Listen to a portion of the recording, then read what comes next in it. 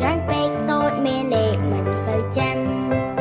ពេលឡើងក្តារខៀនខ្ញុំសែនអៀនព្រោះវាគ្មានចេះໄວនឹងគេបូកនឹងដកគុណនឹងចែកលេខបំបែកខ្ញុំធ្វើមិនចាញ់ខុសស្រឡាញ់ខ្ញុំសែនខ្មាំងមិត្តក្នុងថ្នាក់ពិសេសប្រុសប្រុង